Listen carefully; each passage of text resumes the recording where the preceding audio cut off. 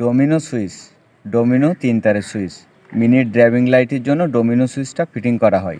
তো ডোমিনো সুইচে লাইনগুলো কিভাবে আউটপুট হয়, কিভাবে ইনপুট হয়, কিভাবে কাজ করে, চলুন ভিডিওটা শুরু করা যাক। আসলে বক্স থেকে সুইচটা বার করলাম,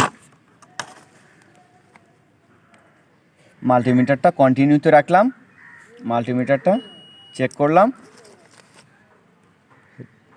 ডোমিনো সুইচের 3 তার, একটা হচ্ছে ব্লু, একটা হচ্ছে ব্রাউন, একটা হচ্ছে ব্ল্যাক। সুইচের এখানে 3টা মার্ক আছে। গোল মার্কটা ইনপুট মার্ক, 1 দাগের মার্কটা হাই বিম মার্ক, 2 দাগের সুইচটা লো বিম। লো বিমটা চাপ দিলাম। এখানে 3টা তার, ব্লু, ব্রাউন আর ব্ল্যাক। ব্লুটা হচ্ছে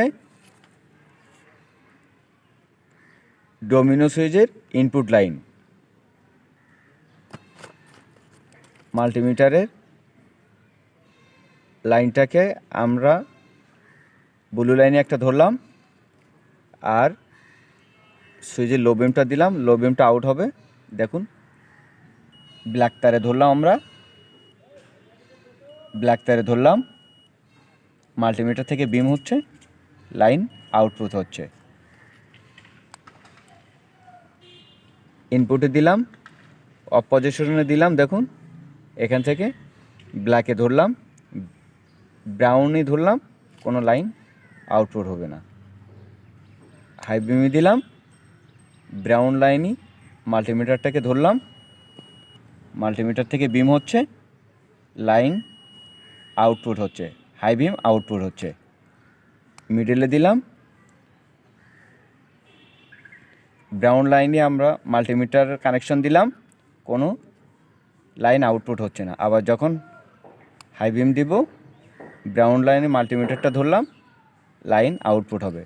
আমরা হাই বিমই রেখে যদি ব্ল্যাক লাইনে মাল্টিমিটারটা লাইনটা দেই, আউটপুট হবে না। আবার যখন লো বিমই দেবো, ব্ল্যাক লাইনে আমরা মাল্টিমিটারের লাইনটা দিলাম, লাইনটা আউটপুট হবে। ডোমিনো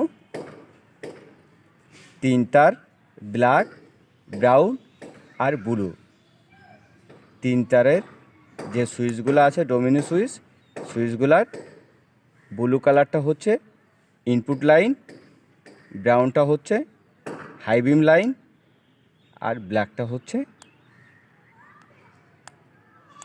লো বিম লাইন।